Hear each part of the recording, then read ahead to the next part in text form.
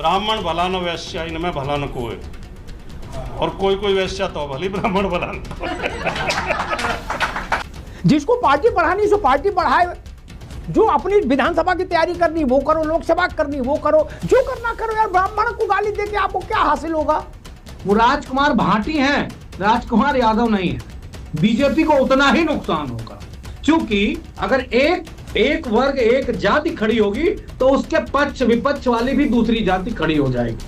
मोहल्ले में लोग जान नहीं रहे, खामोखा नेता बने घूम रहे हैं। और इतना बड़े नाम होते तो अखिलेश यादव इनको राज्यसभा भेज दिए होते। अगर फिर मुसलमानों के लिए बोल के दिखाओ कि जालीदार टोपी और बगल में कुरान, और निकल पड़ता है मौलाना सबको बेवकूफ बनाने। इतना जिस दिन राजकुमार भाटी या कोई बोल देगा, मैं मान लूंगा कि भाई ये आदमी मजबूत है। 10% इस्लाम के बारे में दे के पार्टी में रह के दिखा दो, जिंदा रह के दिखा दो, और बिना जेल जाए दिखा दो। को उनको भी हो सकता है मनोज जी की तरह लग रहा हो कि अगर हम शिव जी को कंडोम पहना के फोटो डाल देंगे तो शिवलिंग को, तो दूसरी समाज हमारे साथ आ जाएगा और फिर एक समाज से दूसरा समाज टकराएगा। कुछ नहीं टकराया, खत्म हो गई पार्टी। अभी मनोज यादव कह रहे थे कि हम ब्राह्मणों को उतना दान दे देते हैं जितना उनका खर्चा नहीं। आप ब्राह्मणों को रोटी दे रहे हैं। यही सब चीजें अखिलेश जी के लिए संकट का कारण बनेगी। लिख लो मेरी बात। हेलो दोस्तों, आज के इस डिबेट में हमें देखने को मिलने वाले हैं देश के वरिष्ठ पत्रकार अमिताभ अग्निहोत्री जी। दोस्तों, आज के इस डिबेट में अमिताभ अग्निहोत्री जी ने समाजवादी पार्टी के प्रवक्ता को डिबेट में बैठाकर उसे जबरदस्त धोया है और जबरदस्त उसे बेइज्जत किया है, क्योंकि उसी के पार्टी के एक प्रवक्ता ने हिंदुओं को वैश्या बोल दिया था, जिससे अमिताभ जी बहुत ज्यादा नाराज हो जाते हैं। और अमिताभ अग्निहोत्री जी ने सपा पार्टी के हर एक सदस्य, हर एक नेता को जबरदस्त क्लास लगा देते हैं, जिसे आपको देखने और सुनने पर आनंद आ जाएगा। तो दोस्तों, आज के इस डिबेट में आप लोग अंत तक बने रहिएगा और पूरे बात को ध्यान से सुनिएगा। और हाँ दोस्तों, वीडियो अगर आपको अच्छी लगेगी तो वीडियो को लाइक करिएगा और चैनल को हमारे जरूर सब्सक्राइब करिएगा।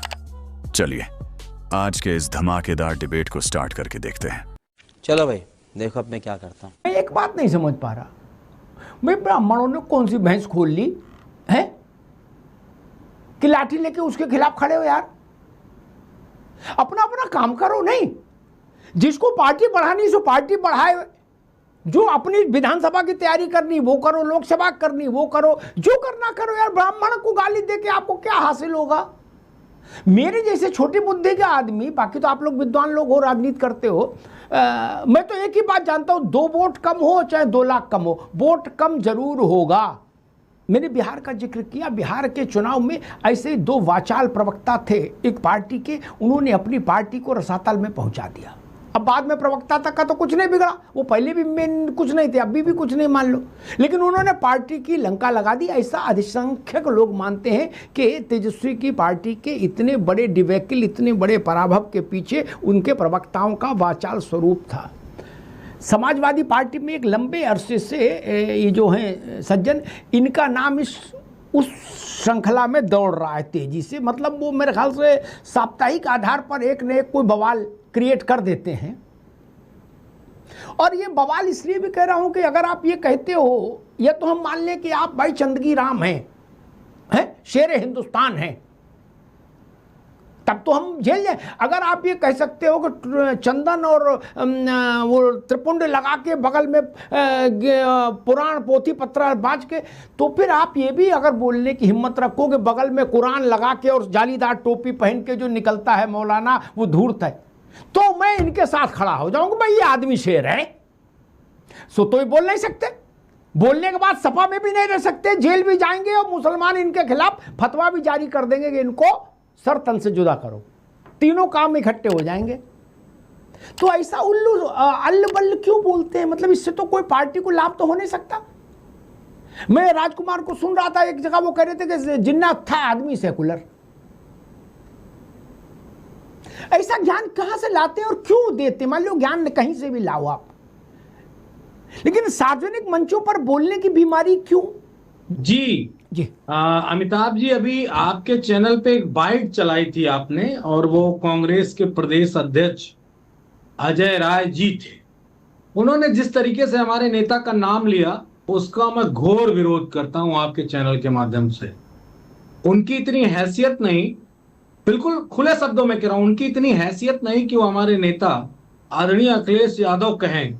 उनको या तो श्री या तो लास्ट में जी लगाना ही पड़ेगा। अगर नहीं लगाएंगे तो निश्चित तौर पे उसका भी विरोध होगा। सम्मान तो सबका है ना, सम्मान किसी एक जाति का थोड़ी नहीं इस देश में। हाँ, पहले हुआ करता था, पहले कुछ लोगों का सम्मान संरक्षित था, बिल्कुल निर्धारित था। बाकी लोग अपना गले में मलिया लटका लेते थे, पीछे झाड़ू बांध लेते थे। कुछ अछूत वाले शूद्र थे, कुछ सचूत्र वाले शूद्र थे। ये आपको भी पता है, मैं उस पर कहना नहीं चाहता, क्योंकि भावनाएं सबकी आहत हो जाती हैं। लेकिन मैं एक महत्वपूर्ण बात आपके चैनल पे जरूर डिस्कस करना चाहूँ। ये पॉलिटिकल एंगल जितना बनाएगी बीजेपी, ये बात मैं चेतावनी के तौर पे कह रहा हूं, मुझे कोई बहुत ज्यादा शौक नहीं कहने, जितना एंगल बनाएगी वो राजकुमार भाटी हैं, राजकुमार यादव नहीं है। बीजेपी को उतना ही नुकसान होगा, क्योंकि अगर एक वर्ग एक जाति खड़ी होगी तो उसके पक्ष विपक्ष वाली भी दूसरी जाति खड़ी हो जाएगी। अब गुजरों की संख्या कितनी है, सबसे ज्यादा गुजर किस दल को वोट देता है, ये सोच समझ के भाई भाजपा वाले और भाजपा के समर्थक बोलें, क्योंकि फिर गुजर का भी मान सम्मान जाग उठेगा। वैसे मिहिर भोज तो छीन ही लिया है भाजपा ने, राजा मिहिर भोज को गुजर से उन्होंने क्षत्रिय बना लिया है। इस तरह की भी चीजें स्पष्ट हैं। और मैं तो कहता हूं, मेरे लिए सब समान है, मेरी पार्टी के लिए सब समान है। मेरे नेता को घेरिए मत। हाँ, राजकुमार भाटी जी ने माफी मांग ली है, माफी मांग ली, और वो एक लोकोक्ति या एक मुहावरे के तौर पे कहा, और ये शब्द कहा कि मुझे जब कहा गया तो मुझसे किसी ने कहा कि ये आप उनको कह दो, लेकिन मैंने नहीं कहा। और वो कहने के बाद जनता हंसी और उसमें उन्होंने भी हंस दिया। ये बात कील की तरह दिल में। ठीक है, अब रुकना होगा मनोज, अब रुकना होगा। बीजेपी के पास चलूं, सिर्फ 2-3 बातें कहना होगा। राजकुमार भाटी का कद ऐसा नहीं है, मनोज भावुक होकर कह गए होंगे, लेकिन उनका मैं जानता ऐसा कद नहीं कि वो गुजरों के प्रतिनिधि चेहरे हों उत्तर प्रदेश में। नहीं, अभी वो बहुत उम्र तय करनी पड़ेगी, बहुत लड़ाई लड़नी पड़ेगी, तब जाके आप किसी जात के नेता बनते हैं। जात का नेता बनना भी इतना छोटा काम नहीं ना।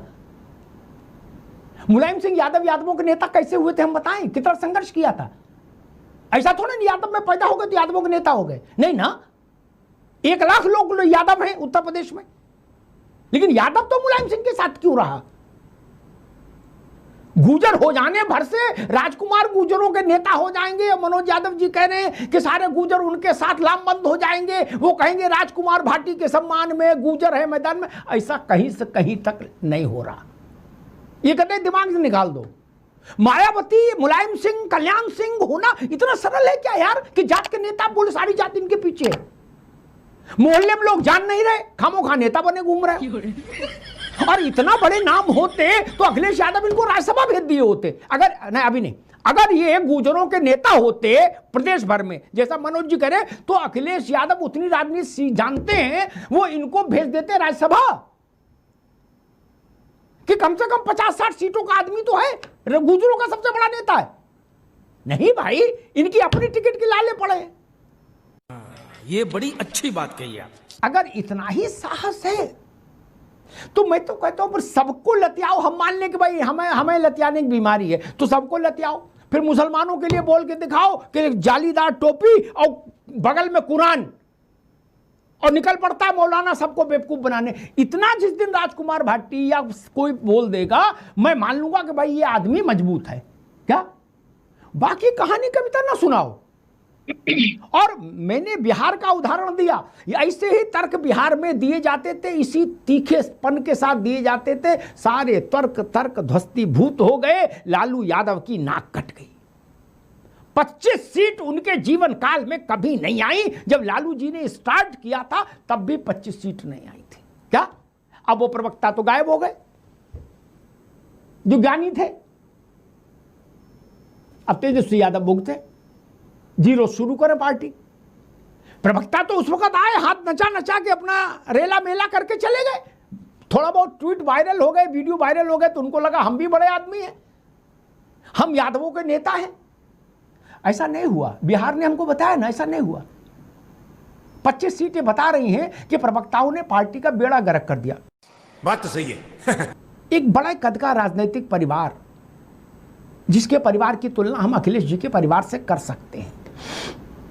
उसमें छोटा बड़ा कहना मुश्किल, लेकिन वो भी उसी हैसियत का परिवार है, डीएमके करुणानिधि का परिवार। ठीक, उनके घर में भी जाने कितनी बार मुख्यमंत्री की कुर्सी रही है।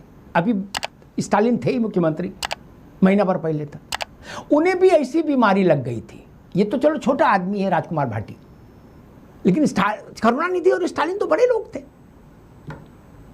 उन्होंने भी ये प्रवचन देना शुरू कर दिया, सनातन डेंगू है, सनातन कैंसर है, एड्स है, मलेरिया है, फलाना है, इसको उन्मूलित कर दो, सब देवी देवता ऐसे हैं और वैसे हैं। लोगों ने बड़ी ताली बजाई, बोले भैया ये असली क्रांतिकारी आया है, स्टालिन और इसका लड़का। उनकी लुटिया डूब गई। डूब गई कि नहीं डूब गई? नाक कटी कि नहीं कटी? जो सनातन को गंगा सागर में डुबो रहे थे, उनकी लुटिया डूब गई, वो खुद डूब गए। तो वहां से भी और बिहार से दो से भी सबक लेके उत्तर प्रदेश वाले कुछ नहीं सीखना चाहते हैं। ममता जी इसलिए हारी क्योंकि नैनों में मदीना और दिल में काबा और शिवलिंग पर कंडोम। ऐसी मूर्खता जब उनकी पार्टी की उस लड़की ने की और उस लड़की को उन्होंने नंबर 2 कैंपेनर बना दिया पार्टी में। मैंने उसी दिन कहा था इसी मंच पर कि ममता जी को हारने से कोई नहीं रोक सकता। जाके देख लीजिएगा, वीडियो मौजूद होगा। इन्हीं शब्द, यही शब्द थे ममता जी को। उनको भी हो सकता मनोज जी की तरह लग रहा हो कि अगर हम शिव जी को कंडोम पहना के फोटो डाल देंगे तो शिवलिंग को, तो दूसरी समाज हमारे साथ आ जाएगा और फिर एक समाज से दूसरा समाज टकराएगा। कुछ नहीं टकराया, खत्म हो गई पार्टी। ममता अपना चुनाव हार गई ऐसी मूर्खों के चक्कर में, जो शिवलिंग पर कंडोम पहना के फोटो डाल रही थी। वो उनकी तो कोई हैसियत नहीं, कल तक मॉडलिंग करती थी, फिर करने लगेंगी। ममता जी का कैरियर तो गया। 73 साल की उम्र में ये दिन देखना पड़ा। यही स्टालिन के चेले स्टालिन को समझा रहे थे, बोला ना भाई साहब चिंता ना करो, कसे रहो, है और सारी जातियां अपने साथ आ रही हैं। कहां गई जातियां? कोई जात नहीं है तमिलनाडु में, खत्म हो गए। 144 विधायकों के साथ सरकार है वहां, एंटी डीएम के। कोई जात नहीं आई। ये गणित तो उनके चेलों ने भी लगाया होगा कि भैया चिंता नहीं करो, हमें गाली देने दो, फिर देखना कैसा झरा वोट आए। कुछ नहीं आया। और यही थ्योरी बिहार में बेची गई थी, जिस मंच से राहुल जी और तेजस्वी जी भाषण दे के उतरे, वहां उस मंच पर माइक से नरेंद्र मोदी की मां की गाली दी गई। तब भी मैंने कहा था आप चुनाव हार गए, अब लड़ने की भी जरूरत नहीं। तब भी समझाया गया था कि एक बार मोदी की मां को गाली दे देंगे तो बाकी सब जो दूसरा समाज है ना, सब बिल्कुल अपने पास आ जाएगा लामबंद होके। कोई नहीं आया। परिणाम बताता है कि कोई नहीं आया। मनोज जी, यही विषय है मेरा यहाँ कि ऐसे अभद्रताओं पर कोई समाज क्रिया प्रतिक्रिया वाला खेल नहीं चलता, सब मिलके हरा देते हैं। ममता जी उदाहरण है, स्टालिन उदाहरण है, तेजस्वी यादव उदाहरण है। अब मैं स्पष्ट बात करता हूं, ये आखिर गंगा नदी बह कहां से रही है? तो जब अगर हम खोदेंगे तो हमको बहुत सारे उदाहरण मिलेंगे। एक गंगा नदी उत्तर प्रदेश में बह के आई थी जब कहा गया था माता सीता टेस्ट ट्यूब बेबी। हमारी दोनों महिला एंकर जो है यहाँ पे विश्लेषक और पार्टी की, अब ये चट ऑफ माउथ हो जाएंगी, जवाब नहीं देंगी किसने कहा था माता सीता टेस्ट ट्यूब बेबी। उसका विरोध भी नहीं करेंगे क्योंकि वो भाजपा के पूर्व डीसीएम रहे हैं, डिप्टी चीफ मिनिस्टर को तो समझती होंगी। डीसीएम मतलब, अब डीसीएम कचरा ढोने वाला मत समझ लीजिएगा, न फिर बुरा लग जाएगा। टीबी का मतलब ठाकुर ब्राह्मण ही नहीं होता, टीबी एक बीमारी भी होती है। खैर अगर होता है तो उसमें बुरा क्या मानना। अरे ये गंगा वहीं से निकल रही है बदतमीजी की, जो पराकाष्ठा को पार कर गई है। ये बीजेपी के लोग उस पे आते हैं, भगवान को दलित बताएंगे, फलाना को राम जी उनके नहीं उसके बेटे हैं, और सीता तो टेस्ट ट्यूब बेबी है, साला ये साला वो, सब कुछ तो कर रहे हैं नंगा नाच उत्तर प्रदेश में। अब सामने वाला कोई कह दे और माफी मांग ले, वो अपना खेद प्रकट कर दे कि मैंने, मुझसे कहा गया कि इस तरह कहो और मैंने नहीं कहा जीवन में, आज ये बात मैं कह रहा हूं। अब वो हंस दिया। अगर ये बात कोई ब्राह्मण कहता तब किसी को बुरी न लगती। जैसे मैंने कहा बहुत सारे लोगों ने, माता सीता को टेस्ट ट्यूब बेबी मैं कहूं कि माता सीता टेस्ट ट्यूब बेबी है। अरे मुझे कल से घर से नहीं निकलने दिया जाएगा, गुंडे सारे भाजपा के आके मेरे घर घेर लेंगे, घर घेर लेंगे। अब अमिताभ जी इस बात को ध्यान रखिएगा। लेकिन अब चूंकि वो शर्मा जी है, शर्मा जी कह सकते हैं, शर्मा जी खुद भी कह सकते हैं, ये तो आदिकाल से चला आ रहा है ना, कह सकते हैं, कहेंगे, शर्मा जी कहेंगे, कह दिया। लेकिन एक बात याद रखिएगा, माफी मांगने वाला व्यक्ति बहुत बड़ा होता। मैंने पॉलिटिकल एंगल नहीं लिया था, ये हकीकत बताई थी अमिताभ जी। ठीक। गुर्जर समाज नहीं, पूरा पिछड़ा समाज बीजेपी के खिलाफ हो जाएगा अगर राजकुमार भाटिया, आपने उनको इतना सा आका है ना। मैं आपको बता रहा हूं आज की डेट में गुर्जर समाज के सबसे बड़े नेता है, पूरे उत्तर प्रदेश के सबसे बड़े नेता। देश के ये बात मैं दावे से कह रहा हूं, और देख लीजिएगा इसका भी परिणाम देख लीजिएगा। किसी नेता को कद किसी के पद से ना नापिए, कभी मत नापिएगा। किसका कितना कद है मेरी पार्टी में, ये पार्टी अध्यक्ष से बेहतर कौन जानता है। मनोज यादव शायद कुछ दूसरी दिशा में ले गए। मैंने कहा कि अखिलेश यादव जी की बुद्धि पे तो भरोसा मनोज यादव को भी रखना चाहिए। अगर ये देश के गुजरों के सबसे बड़े नेता होते तो इनको राज्यसभा कब का भेज दिए होते अखिलेश जी। क्या अखिलेश यादव को उतनी समझ नहीं जितनी मनोज यादव को है? ऐसा तो नहीं मान सकता। वो मुलायम सिंह के पुत्र हैं, 5 साल शासन कर चुके, 10 वर्षों से पार्टी का नेतृत्व कर रहे हैं। उनको इतनी अक्ल नहीं, उनको नहीं दिख रहा कि ये भाटी कोहनूर है, इसको मुकुट में जड़ो। अभी तो टिकट ही नहीं फाइनल की। अब मनोज भैया बता रहे हैं कि वो ये गुजरों का मैं बता रहा हूं देश में सबसे बड़ा नेता है। ये बात हमको ना बताओ, अखिलेश जी को बताओ। भाटी जी को राज्यसभा भेजें, राष्ट्रीय महासचिव बनाए, रामगोपाल यादव के बराबर बैठाएं। भाई शिवपाल यादव, रामगोपाल यादव, 2 को क्या, 1 को ड्रॉप करो, इनकी जगह भाटी जी को रखो। सुरेश जी, अगर पूरे देश के गुर्जर भाटी जी को नेता मान रहे हैं, क्या मिहिर भोज के बाद भाटी ही हैं, तो ये बात अखिलेश जी को नहीं दिख रही होगी। राजनीतिक परिवार की व्यक्ति है, अनुभव है उनके पास। अब तक तो इनको राज्यसभा भेज के रामगोपाल यादव को हटा के प्रमुख महासचिव बना देना चाहिए था। इस तरह की मूर्खताएं देश स्वीकार नहीं कर सकता। मैंने 3 उदाहरण दे दिए, ममता जी का, स्टालिन का और तेजस्वी यादव का। तीनों को उनके बड़बोले लोगों ने डुबो दिया, और बहुत गहरे डुबो दिया। पत्थर बांध के पेट में पानी में छोड़ दिया ताकि नीचे बैठ जाए जाके। क्या ऐसे ही बहादुर वीर थे, बोले ना चिंता ना करो, हमारे साथ हमारी जात है, 20% तो हमारे ही वोट है। पता लगा एक जमानतें जब्त हो गई।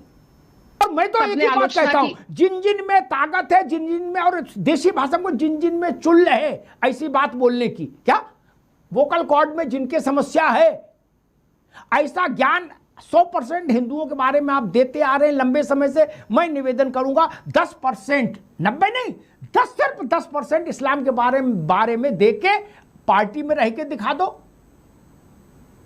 जिंदा रह के दिखा दो, और बिना जेल जाए दिखा दो। अभी मनोज यादव कह रहे थे कि हम ब्राह्मणों को उतना दान दे देते हैं जितना उनका खर्चा नहीं। आप सम्राट हैं, जिले इलाही हैं, मुगले आजम हैं, क्या हैं आप ब्राह्मणों को रोटी दे रहे हैं। यही सब चीजें अखिलेश जी के लिए संकट का कारण बनेगी। लिख लो मेरी बात, अखिलेश जी के लिए यही सब चीजें संकट का कारण बनेंगी कि ब्राह्मणों की रोटी ये चला रहे हैं। ऐसी बातें क्यों बोलते हो? ये बात कभी मुलायम सिंह जी ने नहीं कही। आप उनसे बड़े नेता हो यार। मुलायम सिंह जी ने कभी ये नहीं कहा कि आप ब्राह्मणों को इतना दान दे देते हैं। अरे आप अकबर हो क्या यार, शाहजहां हो क्या, जिले इलाही हो क्या? ऐसी भाषा मत बोलो यार, ये भाषा ठीक नहीं। तो दोस्तों, आज के इस डिबेट में अंत तक बने रहने के लिए आप सभी लोगों का धन्यवाद। उम्मीद करता हूं आज की ये डिबेट आप सभी को पसंद आई होगी। तो आज के इस डिबेट के बारे में और अखिलेश यादव और उनके पार्टी के प्रवक्ताओं के बारे में आप सभी का क्या राय है, आप लोग अपनी राय वीडियो के कमेंट बॉक्स में हमें जरूर बताइएगा। और वीडियो अगर आप लोग को अच्छी लगी है तो वीडियो को लाइक कर दीजिए और चैनल को हमारे सब्सक्राइब कर लीजिए, क्योंकि हमारे चैनल पर अमिताभ अग्निहोत्री की ऐसी शानदार डिबेट आती रहती है। तो आप लोग चैनल को जरूर सब्सक्राइब करिएगा। आप लोगों से जल्दी मुलाकात करेंगे एक और शानदार डिबेट के साथ। तब तक के लिए आप लोग अपना और अपने प्यारे परिवार का ध्यान रखिए। जय हिंद, जय भारत, वंदे मातरम, जय जय श्री राम।